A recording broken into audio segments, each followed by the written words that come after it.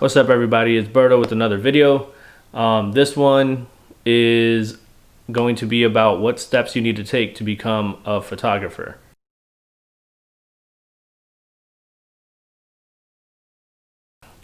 So I had asked my followers like what they wanted me to talk about, and one of them was like, if someone was saying like, what steps does someone need to take to become a photographer? It's a pretty loaded question. So what I did was I ended up Googling a list. I've got it here on my phone, and what I'll do is I'll go step by step, but I'm gonna give advice and tips based off of my experiences, and just like what steps I took or like what I did in that situation. Step number one was start by asking the right questions. Ask yourself like why you want to be a photographer. Do you want to do it like to make extra money on the side, pick up a new hobby, to be a little bit more creative? So, like from my first video, I picked up photography because I wanted to take pictures of my family and print them out and put them in a photo album. But eventually that changed when, people started asking me like how much it would cost to do shoots, and I ended up making it a hobby, a side hustle, and now it's my full-time gig. Fortunately, it's a full-time gig. It pays all my bills with a little bit of money here and there, for some extra spending. But again, like ask yourself why you want to do it. Like don't, if you want to make it a side hustle, like make sure you run it like a business and you're very strategic with what you want to do with it. If it's just a hobby, have fun with it. That way, there's different approaches to photography, but just ask yourself the right question. Like, why do you do it? Like, what motivates you? Like, where do you see yourself with photography later on? Step two was find the right answers and a mentor. So me personally, I've never really had a mentor when it came to photography. I was kind of like self-taught, or, just taught myself through YouTube videos. There's a lot of like online resources. For example, like YouTube, the big one, you've got photographers like Manny Ortiz, Peter McKinnon, Chris House, and a few others that, they provide super helpful advice and tips in their videos. So that's how I learned. But I do encourage you to find a mentor, whether it's just like a local photographer or like somebody that's not so local. Just reach out to them, see if they can provide any kind of help, or reach out to anybody on Instagram, any photographers. More than likely they'll be willing to, share their advice or give you some tips. And then you can take it the extra step and ask them to be your mentor. But yeah, make sure you find yourself a mentor, someone that can kind of teach you and kind of be a resource to you. Step three was get the right photography education. So as far as getting the right education, like me personally, like I like doing portrait photography, so I'm not gonna go watch videos about landscape photography because I'm never gonna do that.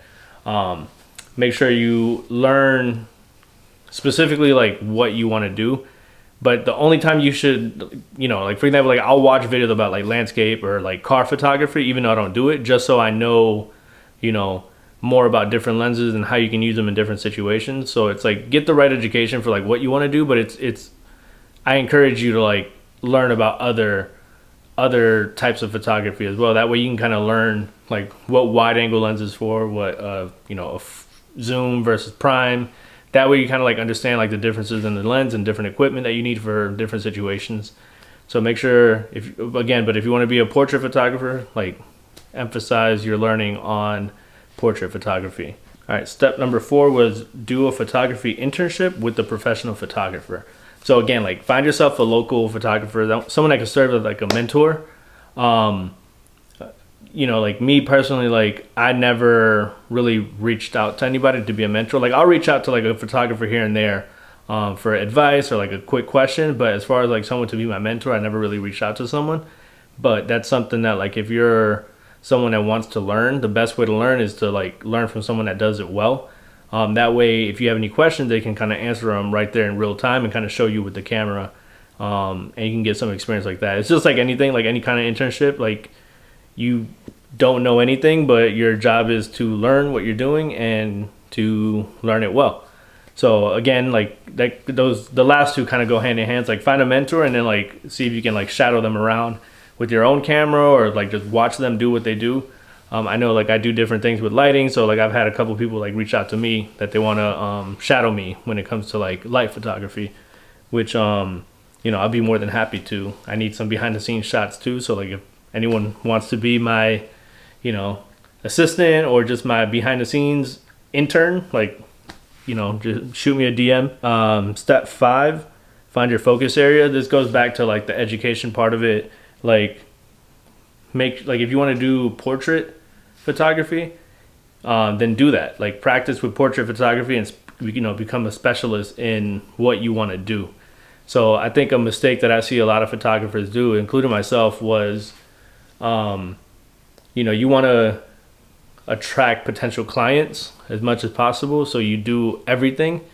You know, you can do car photography, landscape photography, wildlife photography, portraits, infant, like whatever it is, but you do it all and you post it all. So that doesn't really communicate a good message to a potential client, because they're going to see that you're doing all these things, but you're not an expert in one particular. So there's like a phrase that I kind of like that comes to mind. It's like jack of all trades, master of nothing.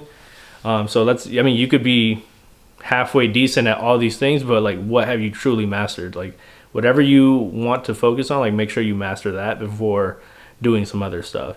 If you want to do this for a side business, like make sure your Instagram specializes in one thing, again, because like you don't want to post, you know, you don't want to be a portrait photographer but then have, you know, some car photography on your page too, or like, you know, bird or like street photography, what have you.